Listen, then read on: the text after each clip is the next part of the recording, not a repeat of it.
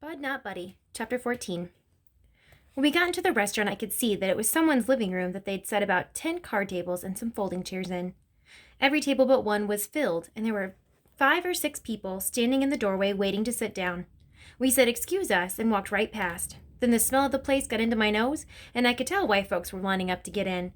I closed my eyes and took in a big snort of air. It was like someone took an old pot and poured about 100 gallons of hot apple cider and 100 gallons of coffee into it, then stirred 8 or 9 sweet potato pies, crust and all, into that, then let 6 big steamy meatloaves float on top of all that, then threw in a couple of handfuls of smashed potatoes, then boiled the whole thing on high. This must be exactly how heaven smells. I could tell by the smell that Mr. Jimmy was telling the truth when he said this was the best restaurant in Grand Rapids. Shucks, I've never eaten in one before, but I'd say this was the best restaurant in the world. I opened my eyes because the smell was starting to get me dizzy.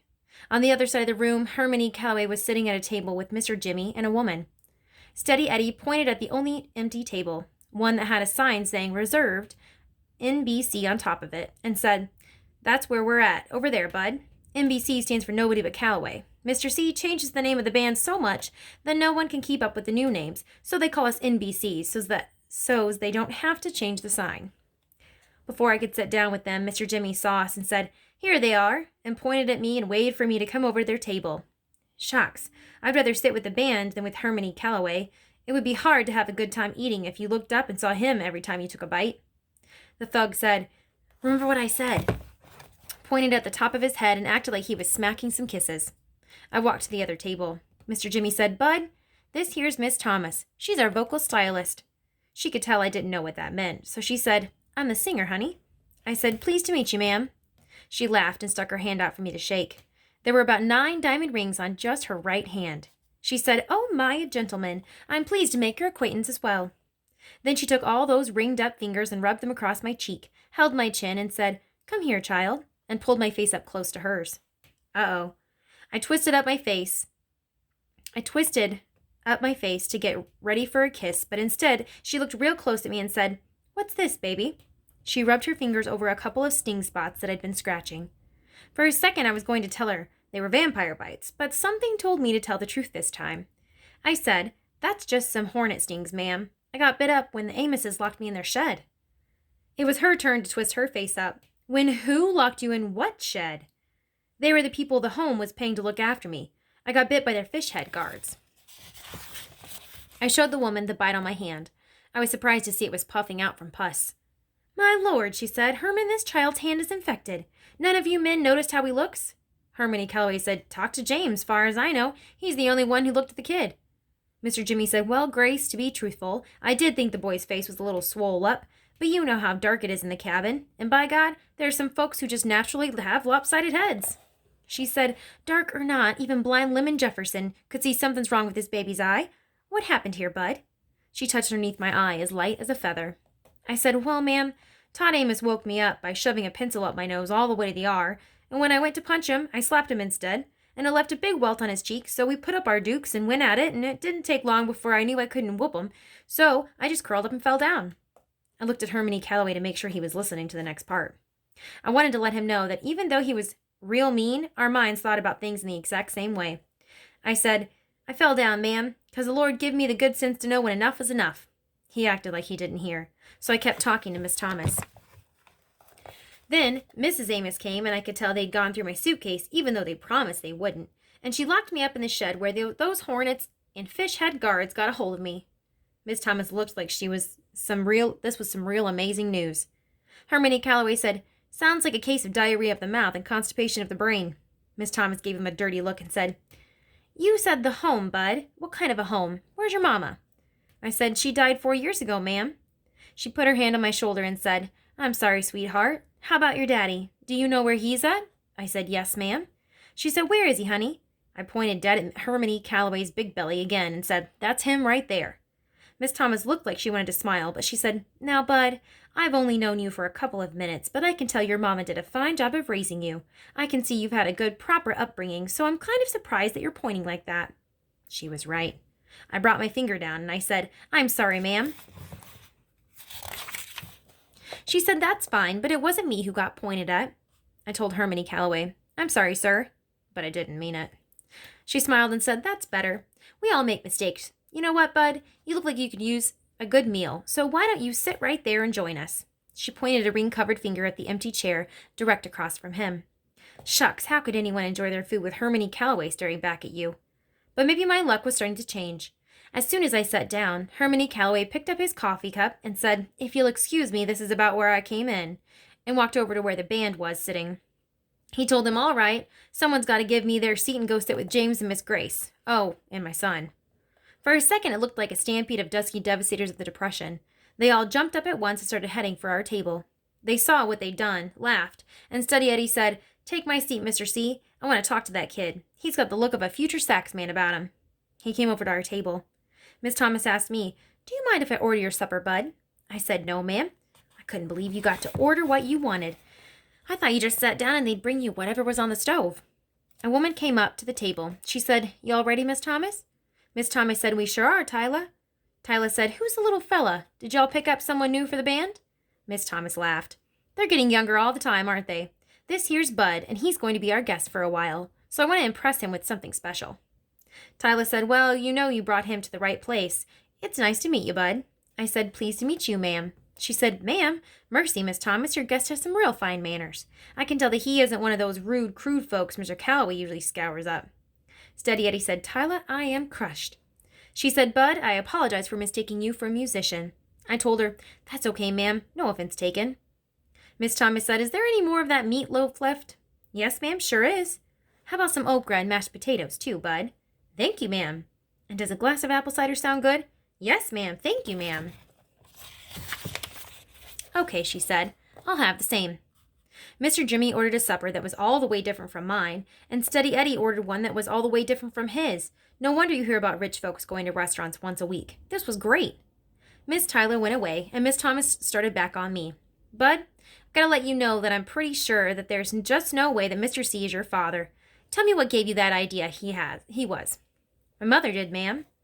Miss Thomas looked over at Mr. Jimmy real quick, then said, Sweetheart, did you know a whole lot of people all over the state know Mr. C? Did you know he's pretty famous? No, ma'am.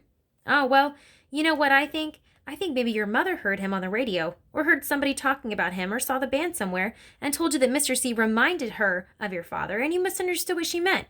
Isn't that possible? I don't think so, ma'am. She looked at me for a second, then said, Did she come right out and say your daddy is Harmony Calloway, Bud?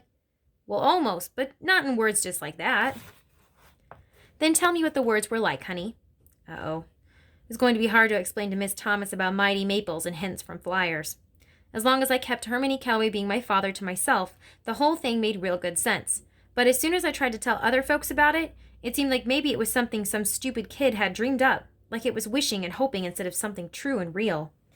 I looked down at my suitcase and said, Well, and I could tell my luck was changing. Before I could say anything else, Miss Tyler was at our table with a tray. Miss Thomas reached across the table, patted my hand, and said, We'll talk tomorrow, Bud. I bet you're sick and tired of answering people's questions, aren't you? I said, Yes, ma'am, I am. But I did notice that she said tomorrow. That might mean they weren't going to try to send me back to Flint right away. Miss Tyler said, Miss Thomas, and set a plate in front of her. Then said Mr. Jimmy, and gave him some food too. Then said Steady, and put his plate down so that it rattled a little. Then said, And finally the young gentleman, and put a plate crammed with food in front of me. It was the best meal I'd ever had, and when it was done, Miss Tyler brought me a dessert she called on the house. It was a piece of warm sweet potato pie with some white fluffy stuff called whipped cream swooped all over the top of it. After I shoved the last crumbs of pie in my mouth and scraped up the last little dribbles of whipped cream, I looked around at the people at my table and I couldn't help breaking out in a big smile. I didn't see it before, but now that I looked, I could tell that Miss Thomas must be the most beautiful woman in the world.